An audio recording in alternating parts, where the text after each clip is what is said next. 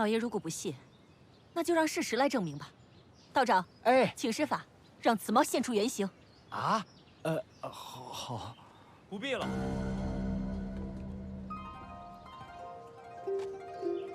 找我吗？本将军在此。这，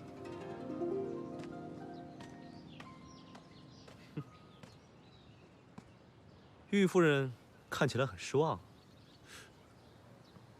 这到底是怎么回事？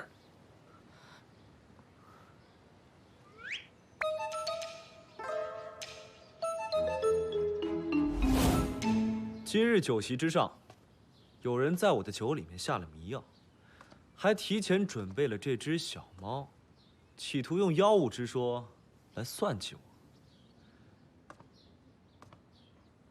不过呢，好在本将军聪明过人，天下无双，一眼识破诡计。切，明明刚刚虚弱的不行。没想到啊，幕后主使竟然是玉夫人。不知道大少爷为何对妾身有如此成见？难道就是因为我的丫鬟翠巧看到你头上的猫耳朵吗？老爷，翠巧的确看到少将军那头上长了猫耳朵，绝无半句虚言。少将军不是一眼识破了计谋吗？自己来呗。这是给你一个表现的机会，快点拿过来啊！谁稀罕？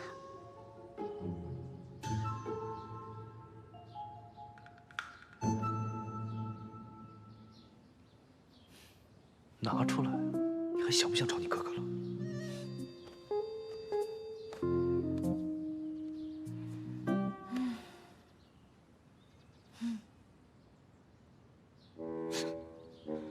想不到少将军和丫鬟还挺会玩的哈。这是本将军醉酒之后戴在头上玩的东西。你不会真以为这是我头上长出来的吧？来，你长一个给我看看。老爷，老爷你要替妾身做主啊！妾身伺候老爷多年，从未邀过功。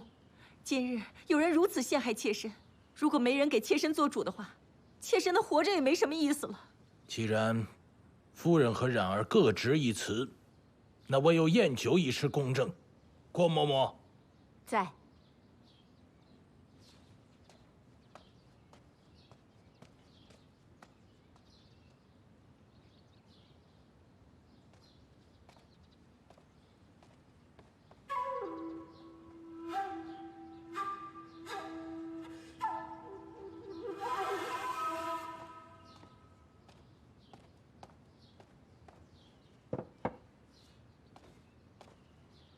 是真是假，正廷一验便知。等等，这才是翠巧换下来的酒壶。好你个小薄荷，你血口喷人！厨房伙夫都看见了，你把刚刚的瓷壶换成了玉壶。小的的确看到翠巧姐姐调换酒壶。你们两个蛇鼠一窝，老爷不要听了这两个人的谗言啊！方才玉夫人的人可以指证本将军，我的人指证翠巧，有何不同？正廷，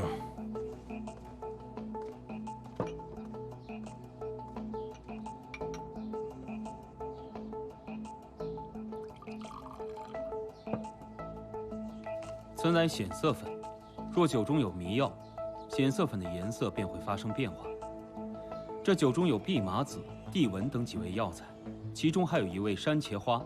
山茄花性温，有毒，中毒者会皮肤潮红、躁动不安、脉象紊乱、头晕目眩，出现癔症。老爷明察，这只是让妖怪显形的杏黄散，不是迷药。住口！区区小道士竟敢给我们少将军下药，该当何罪？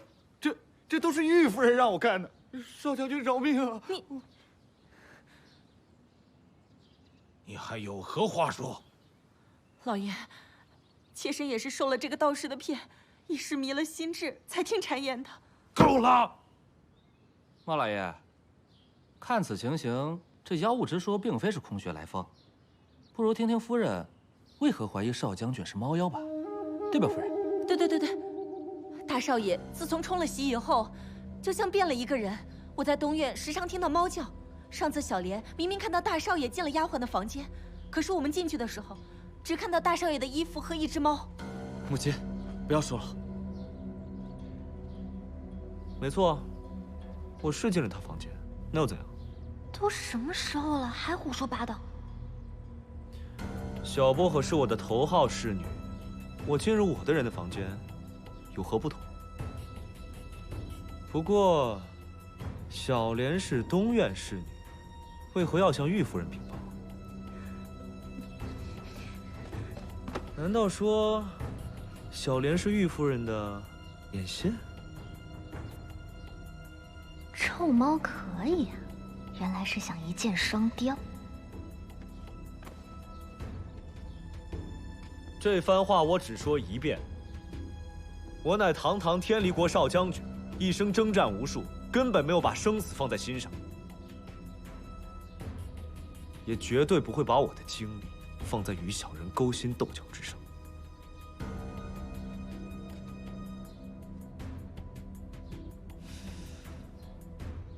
可我觉得，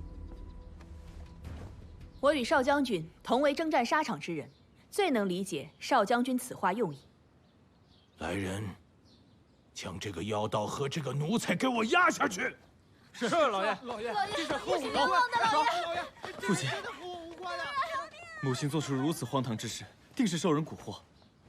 你就看在母亲这些年在莫府没有功劳也有苦劳的份上，求父亲收下留情。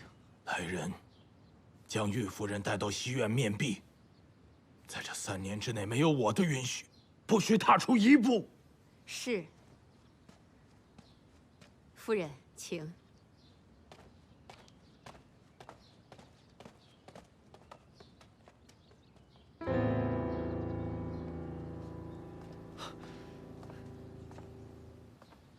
方才感谢二叔出手相助。哎，都说了，你我之间不必客套。再说，玉夫人一向行为乖张，这也是她应得的惩罚。你身体不适，早些休息吧，改日再来找二叔喝一杯。一定。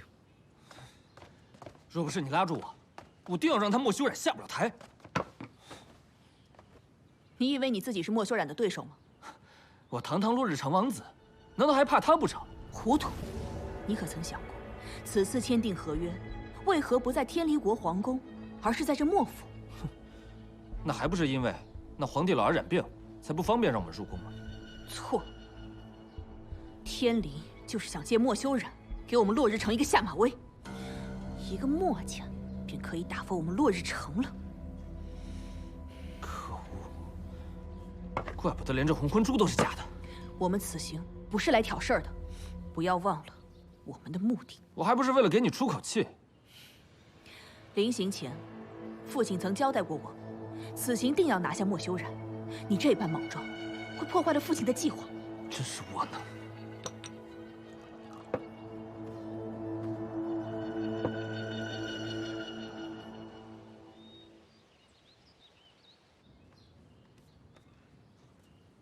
喂，你们猫是不是都这么口不择言啊？什么叫我是他的人？真是主仆不分，明明我才是主人。哎，你干嘛吓他呀？小酱油不怕，我们不跟臭猫玩。什么？小酱油？名字都起好了。对啊。要不是今天小酱油出来打了天酱油，你呀，早就被玉夫人抓住猫耳朵了。就凭他，说的跟刚刚中招的不是你一样。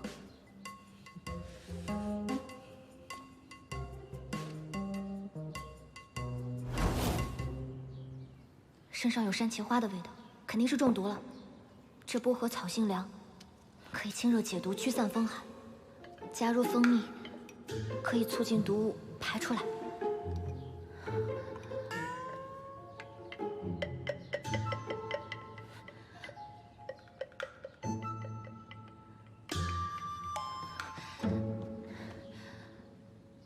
死猫当做活猫医吧。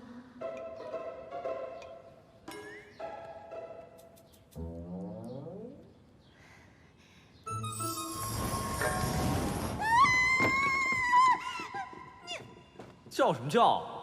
又不是没见过。你赶紧把衣服穿起来。老爷，夫人。 怎么还有猫耳朵啊？真的假的？来不及了，来得及，我有办法。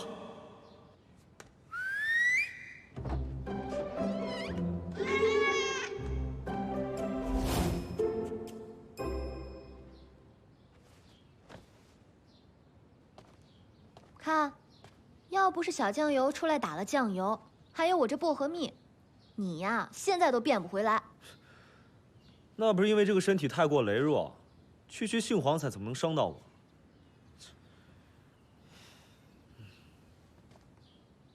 不过，看在你为我这么紧张的份上，不跟你计较。谁为你紧张？没有吗？我可是闻到了心虚的味道哦。想挨揍了吧？你属鸭子的吧？ 嘴这么硬，同样是猫，怎么差别这么大？你拿我跟它比？不然呢？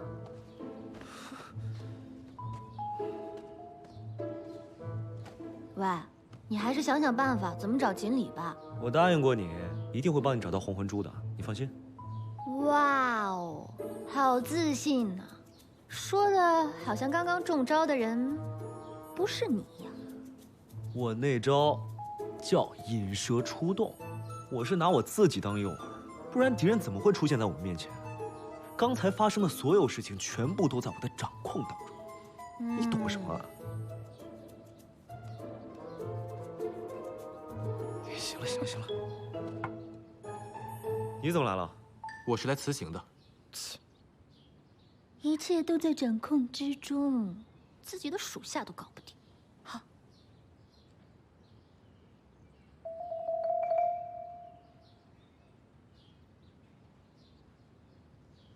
你们俩，你们俩。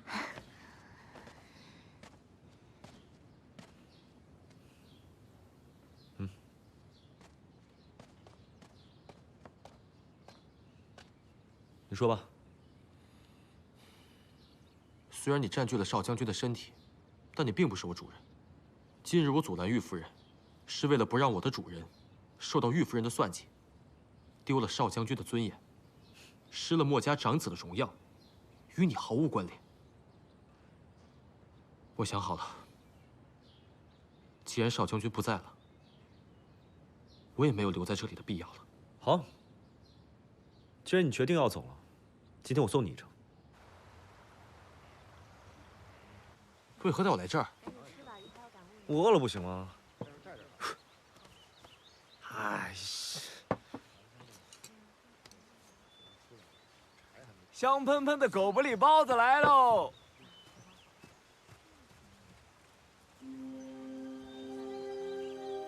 哎，你这人怎么抢我包子呀？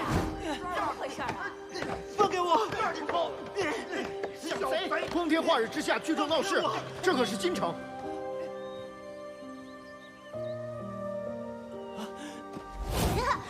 过来！谢谢哥哥，谢谢。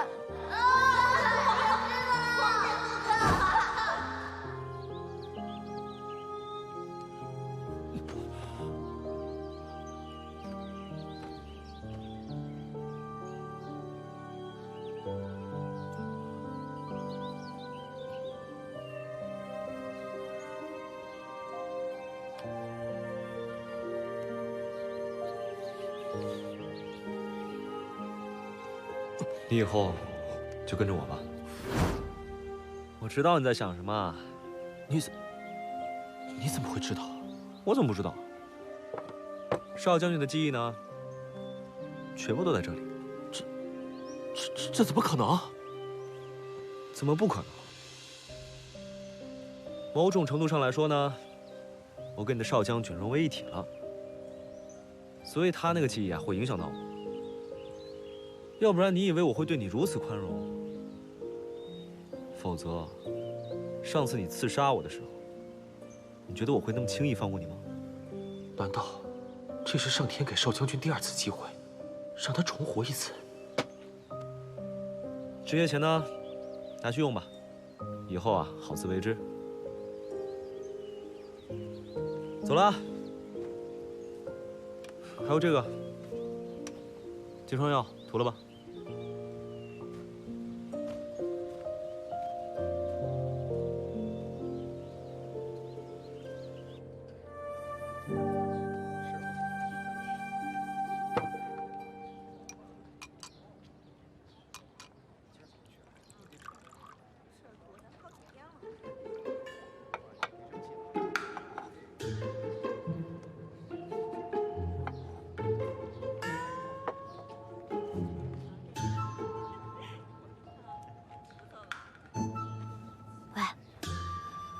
前后差距也太大了吧！我不是跟你说过吗？一切全都在我的掌握当中。其实，莫修然的记忆并不会影响你的思考和判断。你这样说是为了不让他伤心，对不对？小薄荷，我听得到。你呢，就不要自作聪明了。我把洛风留在我身边，是为了让他服侍我。虽然洛风不是有多么能干，但是跟你比起来，哇，强太多了。切，死要面子。我们少将军可谓是猫中王者，拥有最柔顺光滑的皮毛，最流畅优美的体型，最锋利无比的爪子，自然可得万千宠爱。你给他下什么药？我需要给他下药吗？哎，你看，小酱油长得多像你啊！这萤火怎可与皓月争辉？这小秃鹰简直跟我们少将军那是相差10万8千里。哎，布姐姐，这小酱油能先放你们店里吗？当然可以啊，我这里啊别的没有，鱼，管够。我不同意。轮不到你来管。我在玉离星统领数10万只猫，在天离国统领数10万将领，就这么一个拖油瓶，我治不了他。在这里，我才是你主人，你得听我的。谁是主人还说不定呢。切，那就来比试比试，看看谁才是真的主人。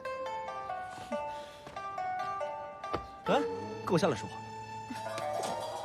我在这里舒服，你在那里说话。好，那我们就来一场1对1的对决，谁赢了谁当3天主人。哎呀，还有时限呢，对自己这么没自信啊？我那是让着你。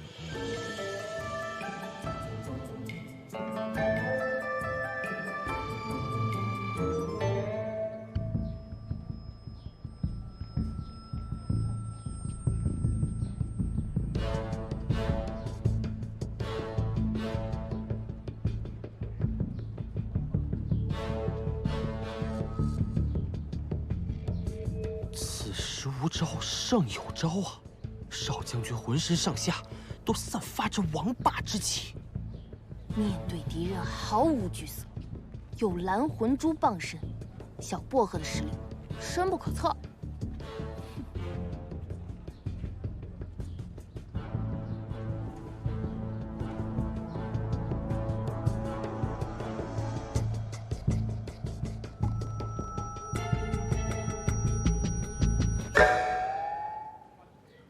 再来。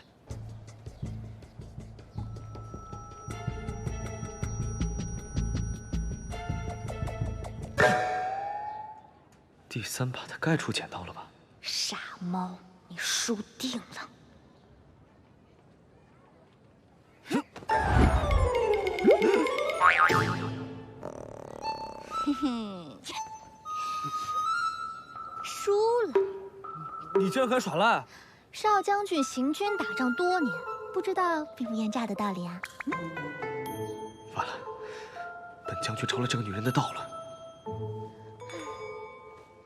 少将军，认赌服输。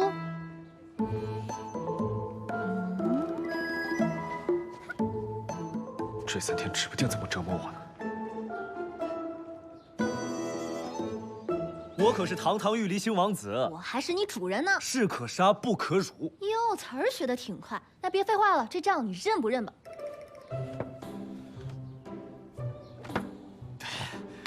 喝了酒的男人的话不可信。这样啊，有样学样我也会，我学习能力也很强。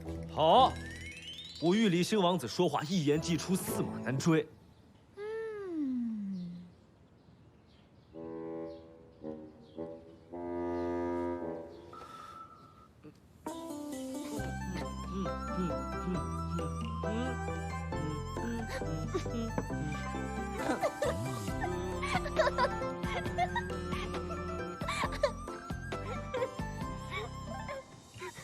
一直想要遇见的人，温柔带点天真，真的期待这一座城，有人为我心疼，居然能够牵着一直不停聊到黄昏，我们2个人的默契满分，忽然发现你对我好像有一这个玉离仙舞蹈还蛮可爱的嘛。臭猫看来也没那么讨厌。都来看啊！真功夫啊！有钱的帮个点掌，没钱的上全场。你快点儿，磨磨唧唧。到了啊。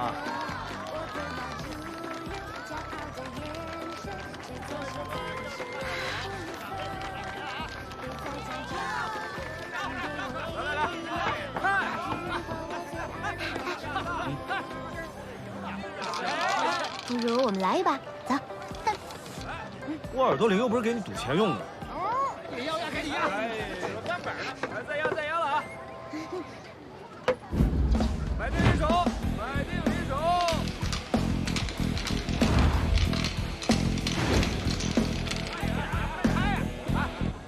小。来，开了啊！看好了，大，又是1、3、5小。来，兄弟们啊，压大还是压小？来，下注啊！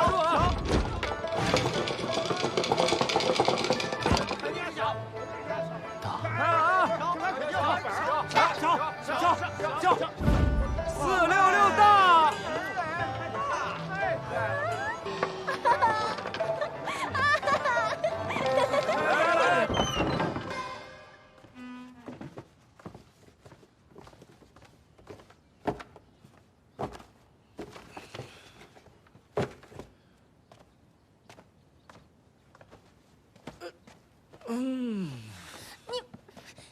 你在外面跑那么久，你还上我的床，你给我下来！怎么了？这床、这房间，还有这磨坊，通通都是我的。哦，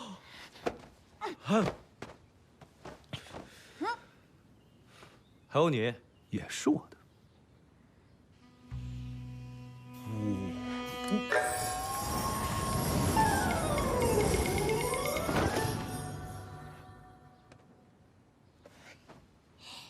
又来啊！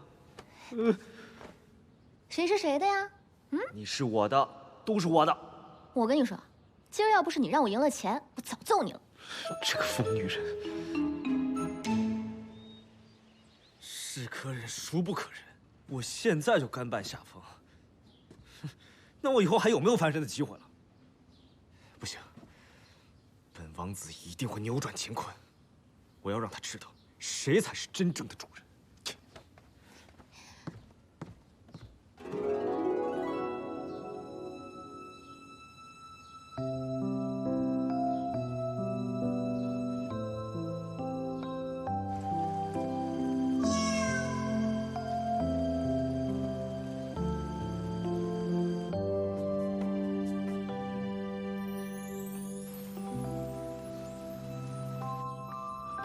喂，你傻了吧？该死，本王子居然被这个女人所迷惑，定是这身皮毛的影响。你给我把衣服脱了。你让我脱我就脱啊！我让你脱，你给我脱了。电话之下你要干嘛？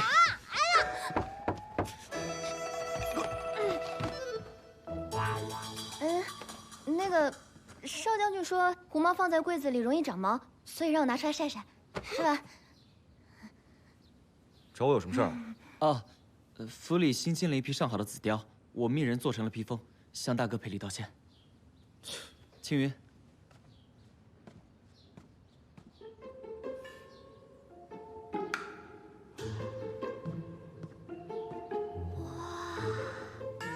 这毛色，这品质，二少爷没少花钱吧？可恶，居然在我的人面前显示财力。小薄荷，拿过来，给我穿上。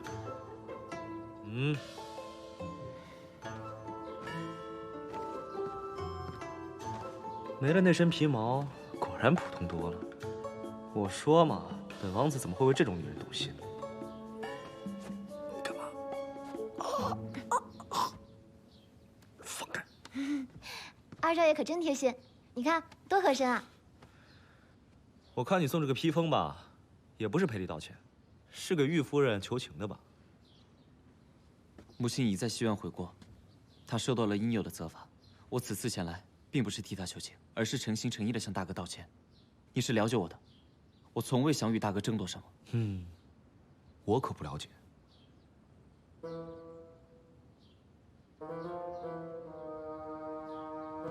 少将军的意思是说，他接受道歉了。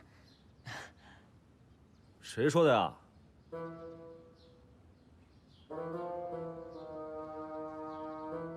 袁督府说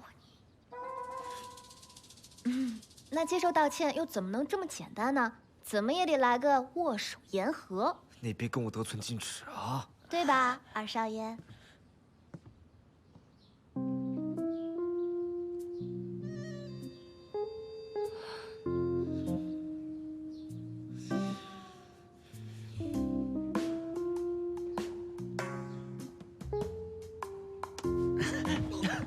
喂，你放开我！我跟你说，你放开我！我动手了，我动手了！你放开我！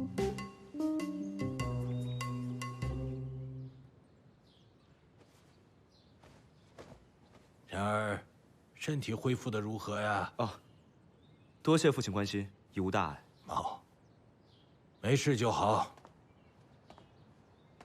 听雨姬说，夫人之事，你并没有怪罪于她，很好。兄弟就应该齐心协力，尤其是在这关键时刻。父亲教导的事，雨儿一定铭记在心。和大哥齐心协力，共同完成这一次的和谈任务。来，这是陛下命礼部起草的和谈协议。你们二兄弟仔细看看，这协议需要公主和王子共同签署。像那南平公主一心想要和谈，估计不是问题。关键是南非德。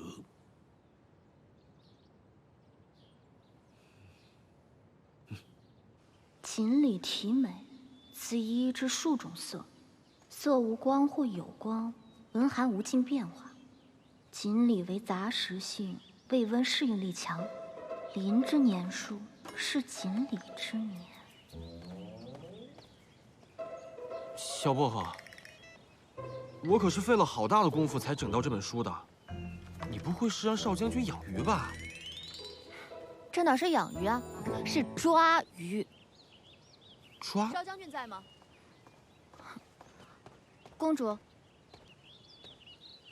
少将军他去老爷房间了，说是有要紧事儿。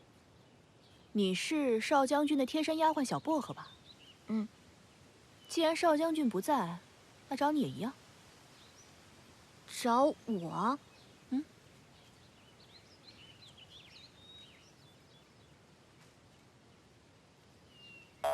哦。我听说少将军因青州一役身受重伤，后取一官家小姐冲喜，不料冲喜当日，那小姐竟然逃婚了。是否真有此事？确有此事。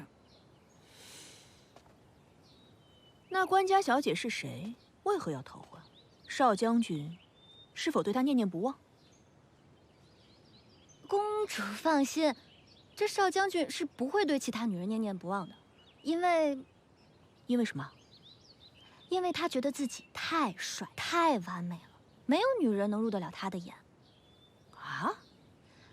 少将军曾经说过，若优秀是一种病，本王子已经病入膏肓，无药可救，注定孤独一生。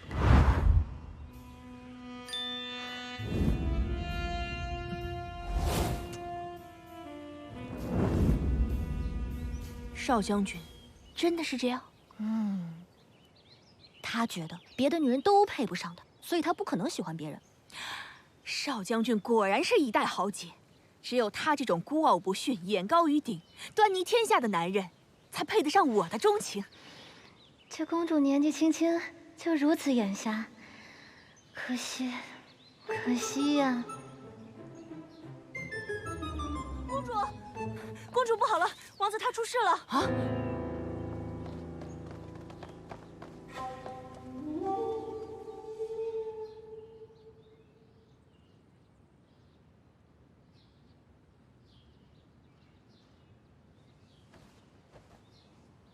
郑婷，怎么样？王子的症状颇为异常，外表无异，却元气大伤，实乃气血组织不畅，血瘀于里，阳虚气陷。为什么会这样？难不成是中了毒？这不是中毒的表现。那是什么？王子面赤气短，手脚冰凉，盗汗不断。我推测，是受惊吓后的昏厥。惊吓？谁吃了雄心豹子胆，敢吓我弟弟？南非德最近2日都去哪儿了？昨日王子带着红魂珠去了枫叶无边，还不让小的跟着。后来我们隐约听到了王子的喊叫声，便冲了进去，发现王子晕倒在地，红魂珠在地上滚着。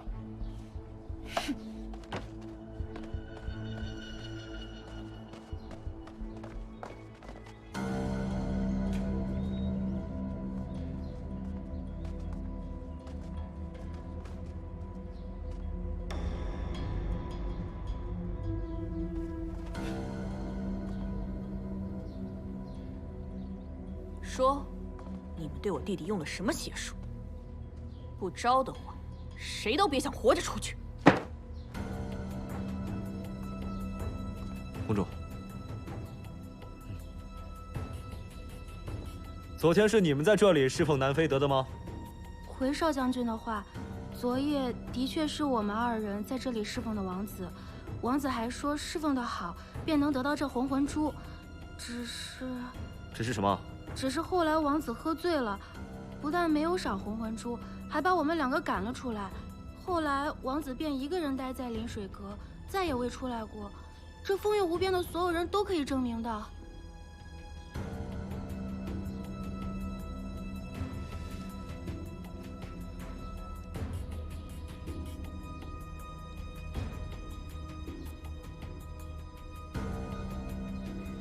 少将军。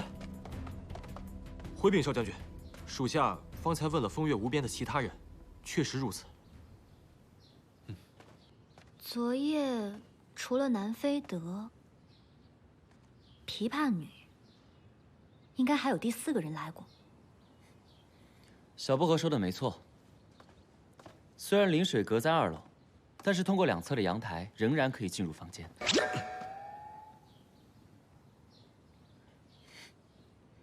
根据我的判断，凶手身形应该比较小，应该和小薄荷差不多。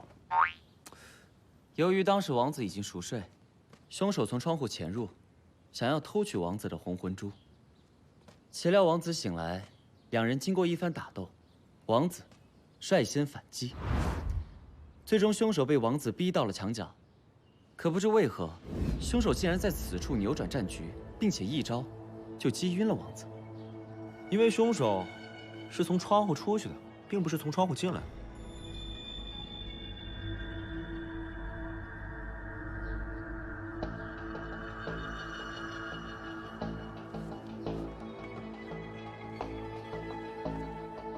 鱼鳞？奇怪，这鱼缸里的鱼从昨天开始就少了1条。少了1条？这鱼缸里明明有3条鲤鱼，现在却只剩下2条了。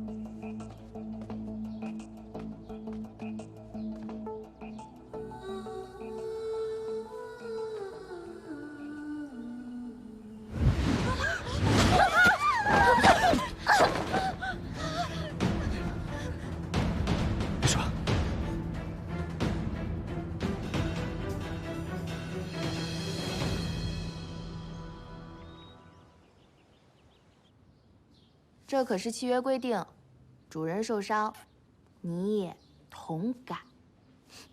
那要是我受伤呢？你受伤，小薄荷一点事儿没有。那凭什么？这么不公平？你这么想让他受伤啊？办法嘛，也不是没有。只要主仆血迹，便可主仆同命。谁要跟他同命？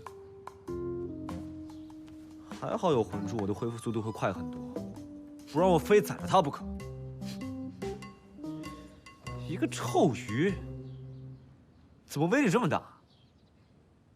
他不是锦鲤，他应该是来自我们玉离星域边上的鱼星人，看起来和锦鲤是同一种族。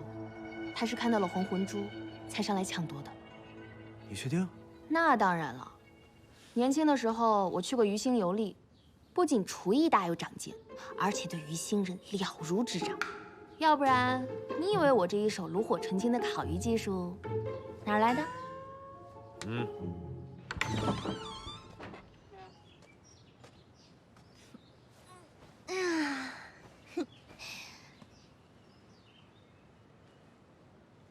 这东竹下手可真狠。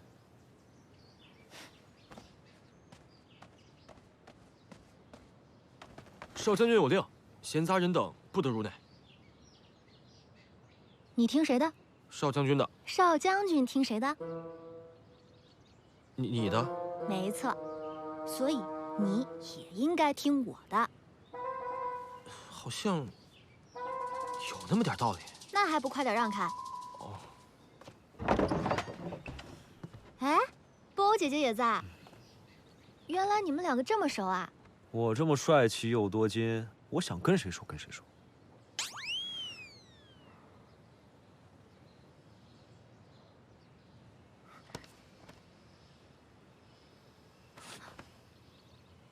你竟然也受伤了？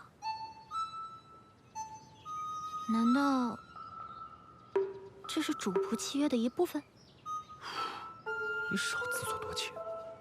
这是我调制的药膏，涂在伤口上啊，不会留疤的，比金疮药还管用呢。想不到波欧姐姐鱼烤得好，还兼职当郎中，谢谢波欧姐姐。不客气，小薄荷。不客气，小薄荷。整份1000两，概不赊账。这么贵？少将军方才不还自诩多金吗？多风。哦，多谢少将军。请。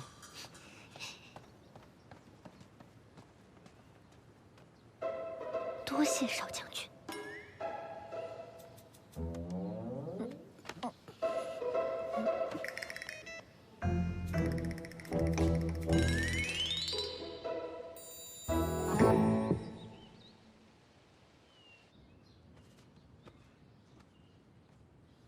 手拿过来。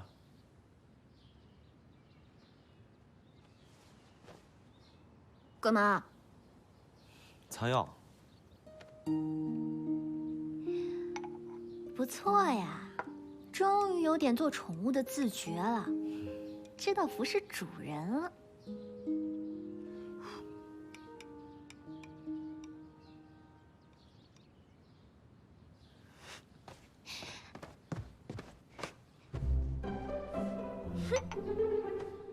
你干嘛站那么高？喜欢低头看你。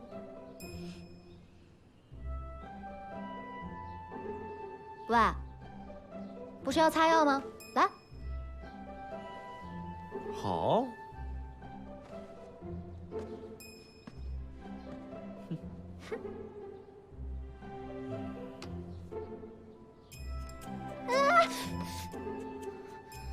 臭猫，你不会温柔点啊？温柔。这个月赏金减半。凭什么？就凭你们两个合起伙来敲诈我1000两。你这叫贼喊捉贼！放这二老爷1等1的御医不请，你却找布偶姐姐来瞧病，到底是谁有事瞒着谁？嘿，你跟我待久了，你也变聪明了。那我再告诉你一件事情吧。东竹不是锦鲤，不是锦鲤，那他为何要夺魂珠啊？东主只是被红魂珠所吸引，这是鱼星人独有的特征。如此说来，那锦鲤便隐匿在风月无边。锦鲤从红魂珠里面逃了出来，但是他遗失了红魂珠，他必须要靠吸食成年男子的能量来维持人形。你想想，男人又多，又靠近水的地方，能在哪？红魂珠？那为何不找公主借魂珠一用，让所有人碰触一遍魂珠，那锦鲤自然会化出原形了？你以为所有人都跟你一样幸运，跟我签订了主仆契约？我是因为蓝魂珠，因为契约才能变身的。原来如此，那这锦鲤还是藏在风月无边里面。那今夜我们就去微服私访，一探究竟。你哪都不准去，给我坐下。本王子答应过你，会给你完整的红魂珠的。你给我坐下。你还想要再次受伤吗？你知不知道，因为契约你受伤，我也会受伤。今天皇上颁布了圣旨，要求我们3天之内交出凶手。交不出凶手，莫府上下700口人都会受到牵连。你就给我待在府中，哪里都不准去，别给我添麻烦。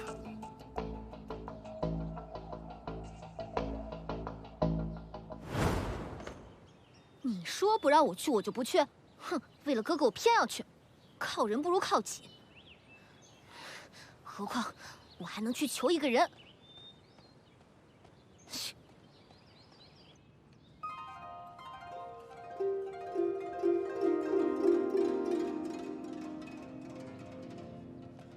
二少爷，小薄荷，你怎么来了？二少爷是不是在看这次案件的卷宗啊？有什么线索吗？我查阅了近期和南非德类似的案例。这个凶手猖狂至极，自半个月前便开始作案，加上南非德这次足足5起，是个惯犯。二少爷，你看，这次的案件每隔3日为1起，每次的被害人均为男性，每次的作案地点都在风月无边附近，而且每次的作案时间都集中在亥时到子时之间，这个时间只有吉时没有宵禁。这么看来，凶手下次的作案时间便是今天。今天还是7夕。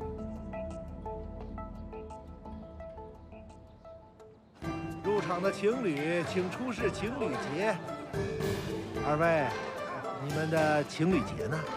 这7夕只有牛郎织女才能相会。啊？二位看样子是没有在门口回答情侣问题，所以才没有得到入场情侣节。你们是情侣吗？我们就是啊。啊，既然二位说是恋人，那就请到边上互捏个面人儿，捏得好就放你们进去。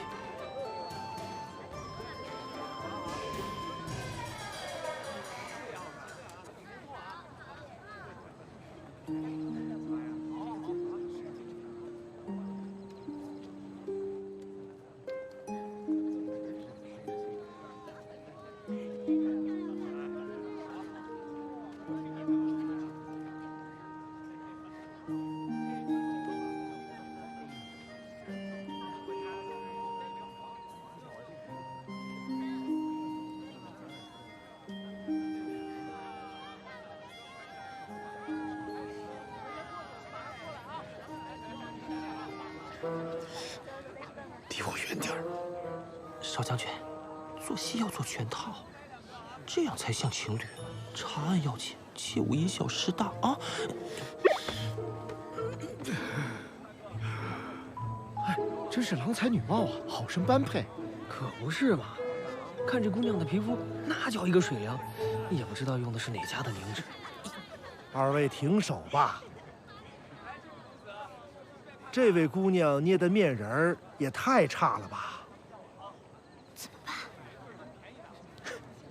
我们走。哎，别走啊！别走啊！你别推我，少将军。做戏就要做全套。站住啊！小薄荷，他竟然跟着二少爷来了，还牵手了，这成何体统啊！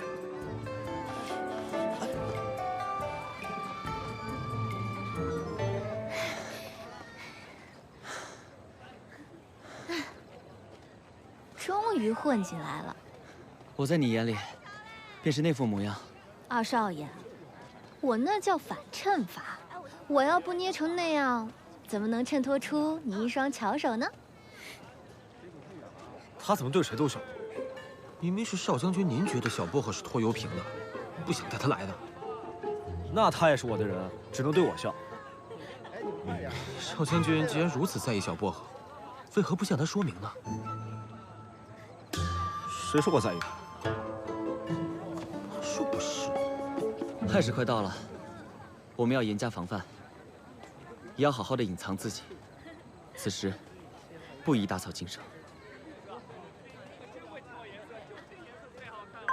有了。用穿针奇巧做掩护，然后趁机观察人群。正是。他们这是干嘛？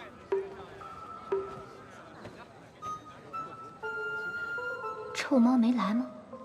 猫眼看人低的家伙，我一定可以比他先发现经理。二位，请开始穿针吧。这个女人竟然跟别人穿针引线，公子好手艺啊！二少爷真是心灵手巧啊！放心吧，我派来了暗卫埋伏在周围，静观其变。既然来了，不如玩一玩。行，这次我肯定赢你。小风，属下在。你不是刚买了一把剪刀吗？少将军，你不会是……走。穿好了。恭喜公子和姑娘双双夺巧。像二位手艺这么好的呀，我还是第一回见呢。哎，这怎么回事啊？何人所为？哎，怎么回事？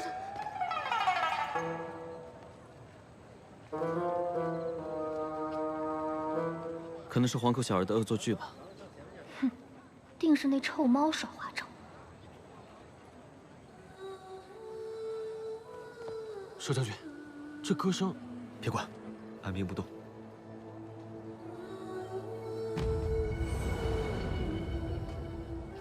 这歌声怎么听着这么耳熟？跟我走。哎，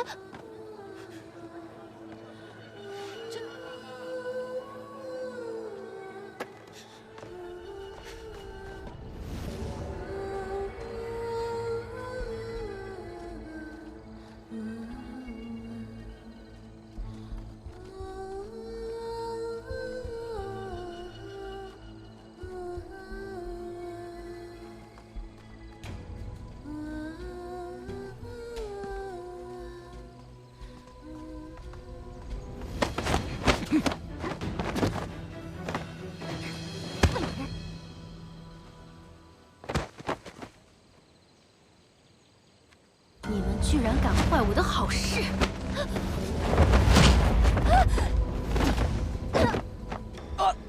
少将军，那个蠢女人，走。哦，小薄荷。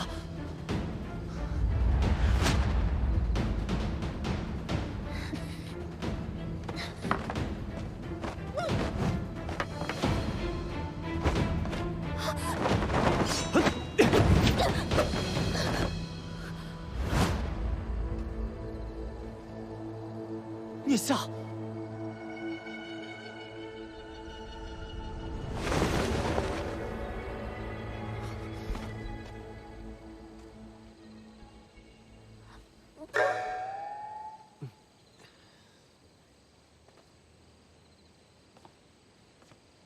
喂，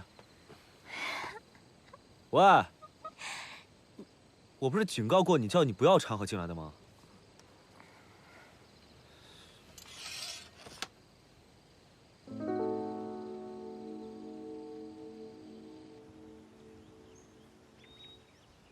腋下怎么会变成这样？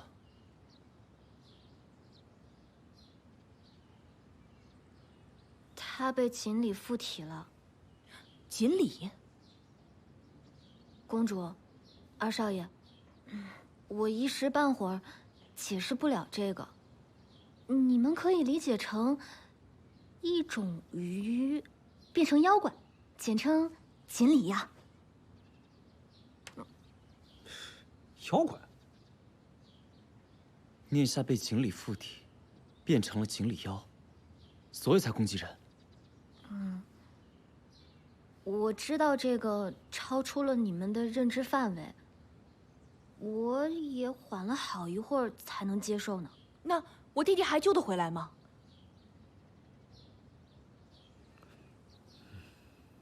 啊，少将军的意思是，这个锦鲤是从红魂珠里面逃出来的，只要收服了它，王子的病自然迎刃而解。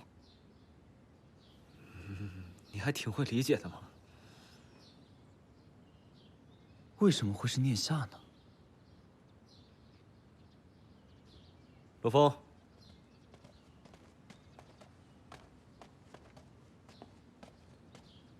二少爷，老身不该瞒您。1年前，念夏那丫头因为对二少爷动了心思，夫人瞧她姿色还算不错，怕耽误了二少爷的前程，就送走了念夏。老身以为她会去一个好人家，没想到她竟被送去了风月无边。也是念夏这丫头啊，脾气倔，骨头硬，硬是保全了自己1年的清白身。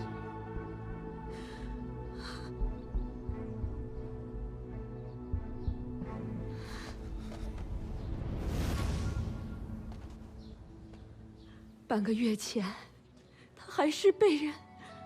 唉，念夏一时想不开，就投湖自尽了。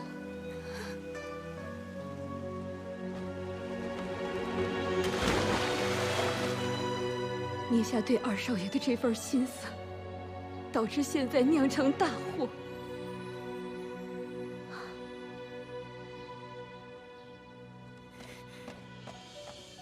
唉，可怜。某某，你先退下吧。哎，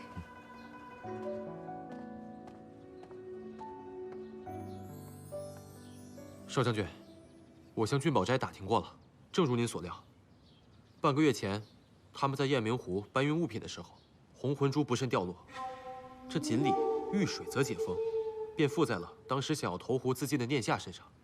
这么说来，现在的红魂珠不是假的，而是里面没有了锦鲤。正是如此。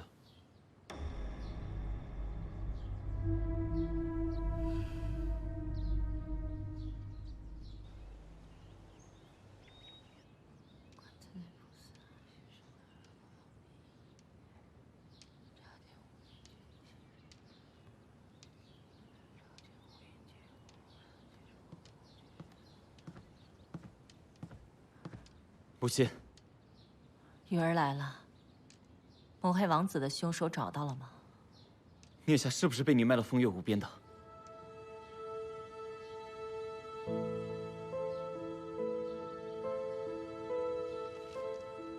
不过是个小丫头，你问她做什么？母亲，你到底要怎样才肯收手？给大哥下毒，将念夏卖走，为了争名夺利，你还要做多少伤天害理的事啊？莫雨姬，你难道不明白为娘的苦心吗？娘这一切都是为了你呀，不然你拿什么来跟你大哥争这墨家家主之位？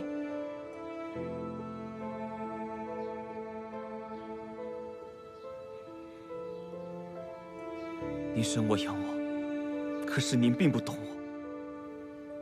我对家族财产毫无兴趣，更不想争夺什么家主之位。母亲，您多年的苦心经营，只会付诸东流。雨儿，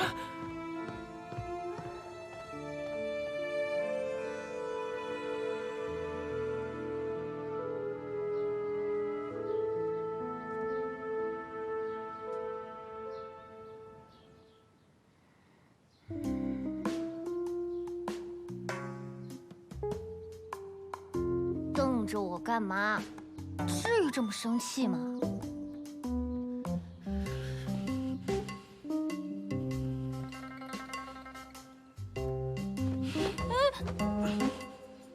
你干嘛？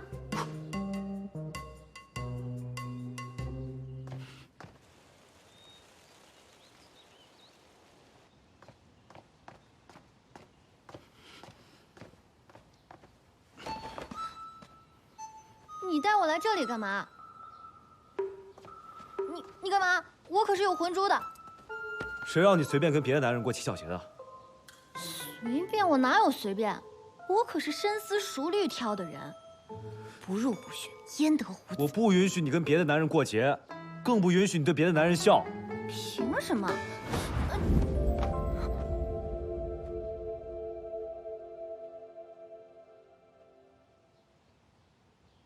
因为你是我的人。现在是否记得当时那个动作？忽然间的闪躲，仿佛恍然如梦，这感觉很不同，仿佛触动了我，你慢慢走进了我的心中，不思议的爱情占领这个时空，不知不觉就会爱上彼此。以后遇到危险，要这个铃铛，方圆10里之内我都能听得到，我都会过来。你这是在关心我？你们女人真的是自作多情，我只是怕你受伤，然后影响到我。你们猫果真是口是心非。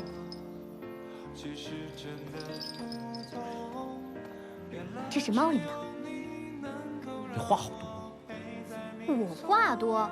七巧节是不是你搞的鬼？我就知道，除了你，没有人做这么幼稚的事儿。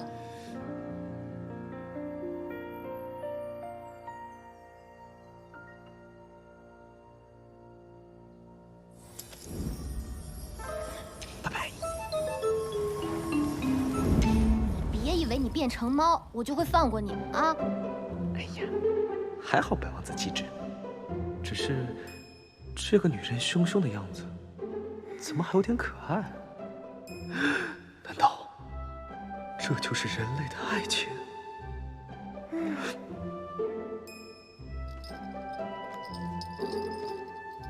臭包！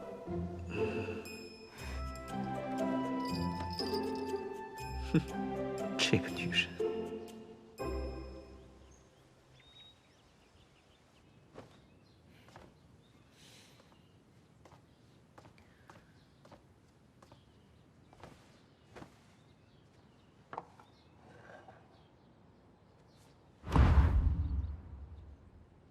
我有个条件。说。少将军是想用红魂珠去吸引收入锦鲤吧？我也要加入行动。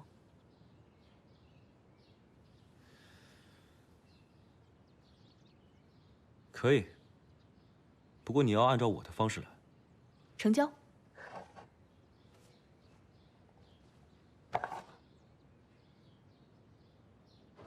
这什么东西啊？哎，什么？价值连城的红魂珠，明天要拍卖了。是吗？哎，你看看什么？不过我听说啊，是天上掉下来的宝珠，不是每个人都买得起的。是。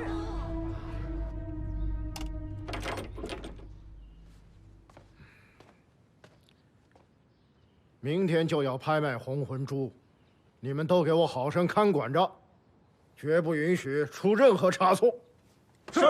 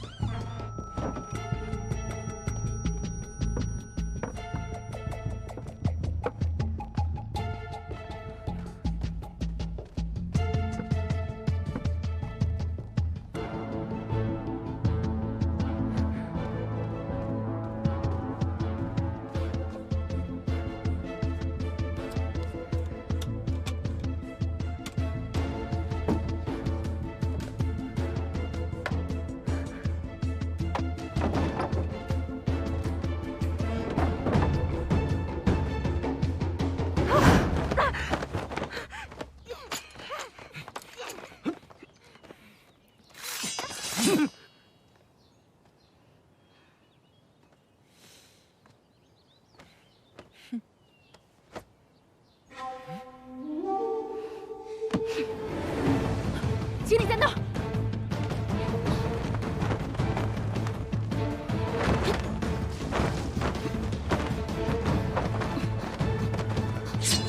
你的雕虫小技已经被我看穿了，还能往哪里跑？想逃？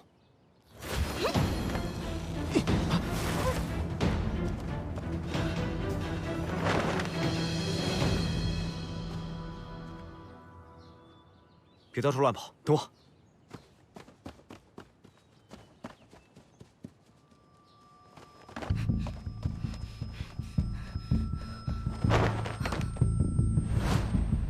一下。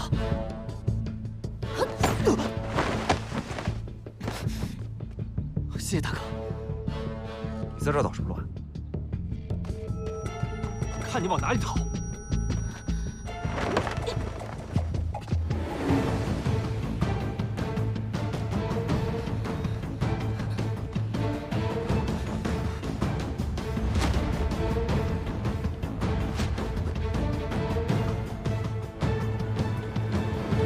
少将军，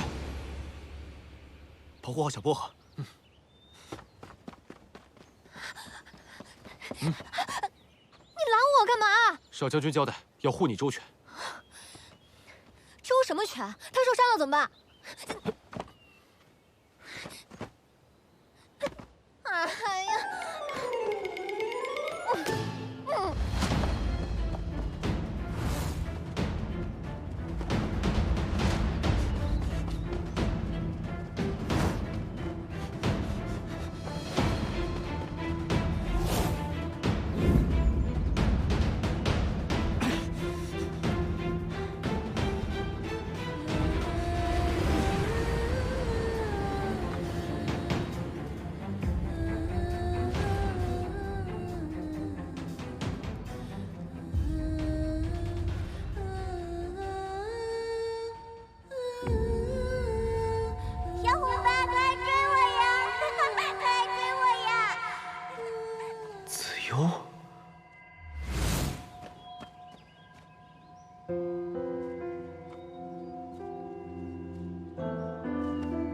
小伙伴，你怎么受伤了？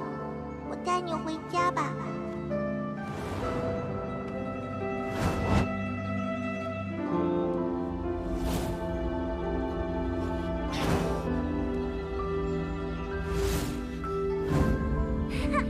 小伙伴，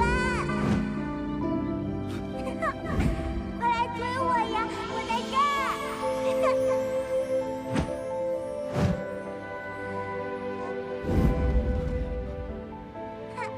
跑过来！快点，小伙伴跑过来！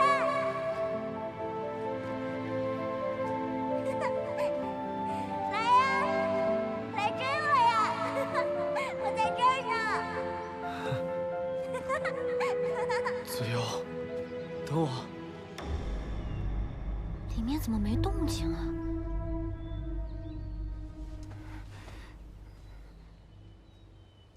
少将军！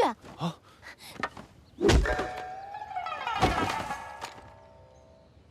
洛风，对不起了。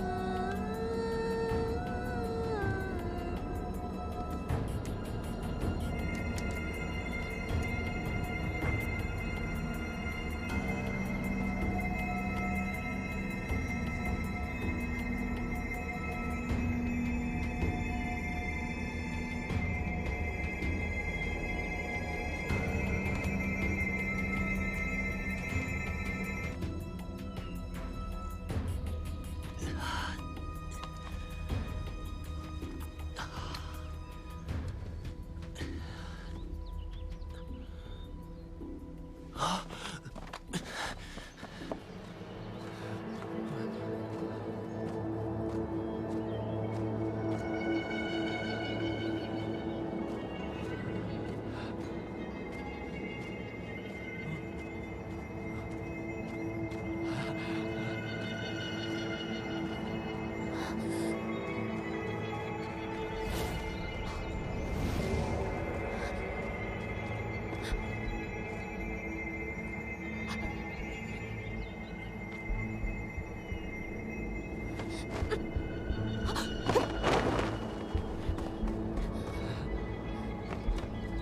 莫修染，莫修染，莫修染！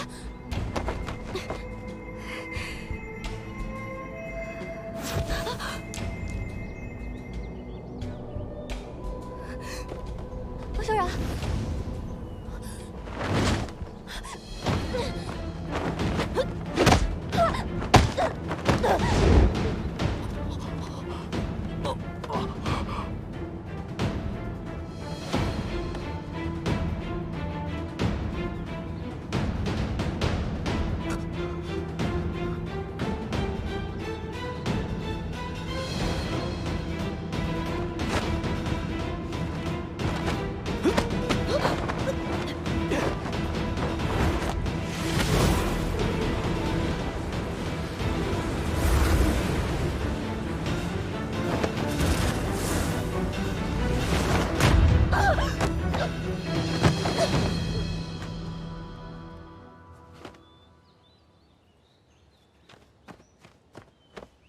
小波，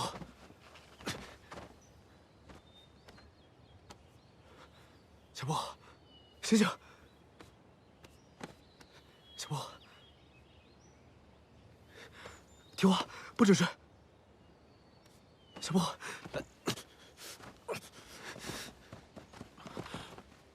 属下罪该万死。锦鲤现在已经没有能量了，接下来叫南平婉用红魂珠收服他，把地上的蓝魂珠给我带回去。我带小薄荷先去疗伤。是，少将军。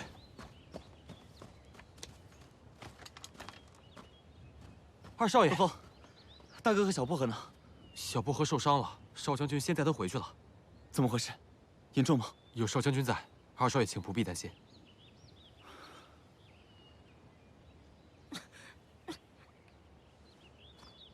二少爷小心。没事。他现在只是念想。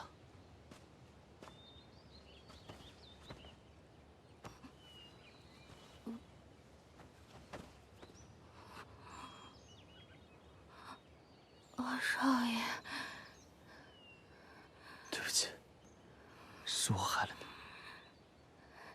少爷不必自责，奴婢没想过此生还能再见到少爷。